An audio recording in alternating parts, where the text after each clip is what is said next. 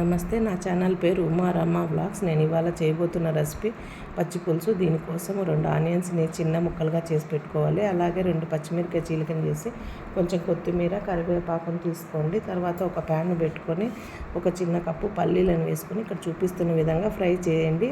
తర్వాత ఒక ప్లేట్లోకి షిఫ్ట్ చేసి పొట్టు తీసి పక్కన పెట్టుకోండి. అదే ప్యాన్లోనే కొంచెం కరివేపాకును వేసి ఫ్రై చేయండి.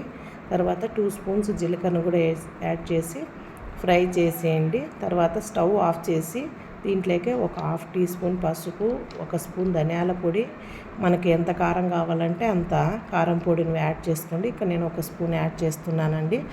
అంతే. ఇది ఒక ప్లేట్లోకి తీసుకోండి.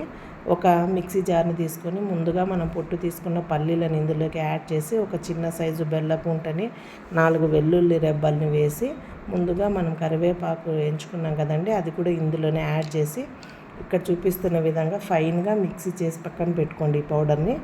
తర్వాత అదే ప్యాన్లోనే 2 స్పూన్స్ ఆయిల్ని వేసి ఇందులో 1/2 స్పూన్ జీలకర్ర, 1/2 స్పూన్ ఆవాలని, కొంచెం కరివేపాకుని, 2 పచ్చిమిరపకాయ చీలికల్ని వేసి ఫ్రై చేయండి. ఇందులోనే ఒక 1/2 టీ స్పూను పసుపును కూడా వేసి ఫ్రై చేయండి. నేను ఒక నిమ్మకాయ సైజ్ అంత చింతపండుని తీసుకొని నానబెట్టుకొని రసం తీసి పక్కన పెట్టుకున్నానండి. ఇప్పుడు ఆ రసాన్ని ఇందులోకే యాడ్ చేయాలి. ఆ రసం యాడ్ చేసిన తర్వాత మనం ముందుగా చేసి పెట్టుకున్న పల్లీల పౌడర్ను కూడా యాడ్ చేయాలి. ఇది బాగా మిక్స్ చేసిన తర్వాత మనం కట్ చేసి పెట్టుకున్న పచ్చి ఆనియన్స్ని కూడా ఇందులోకి వేసి కొంచెం కొత్తిమీర వేసి మనకి ఎంత టేస్ట్కి తగ్గట్టుగా సాల్ట్ని వేసుకోవాలండి. మన కన్సిస్టెంట్కి తగ్గట్టుగా వాటర్ని యాడ్ చేసుకోవాలి. ఇక్కడ నేను 1 గ్లాస్ వాటర్ని యాడ్ చేస్తున్నాను. తర్వాత దీన్ని స్టవ్ పైన పెట్టి 5 to 6 మినిట్స్ బాయిల్ చేస్తే సరిపోతుందండి. అంతేనండి, పచ్చి పులుసు రెడీ.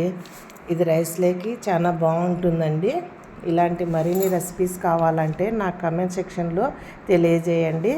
ఇక్కడ చూస్తున్న విధంగా సబ్స్క్రైబ్ చేయండి. అలాగే వ్లాగ్ లైక్ చేయండి. తర్వాత ఇక్కడ బెల్ ఐకాన్ క్లిక్ చేయండి. అలాగే కింద ఆల్ అనే నోటిఫికేషన్ క్లిక్ చేయండి.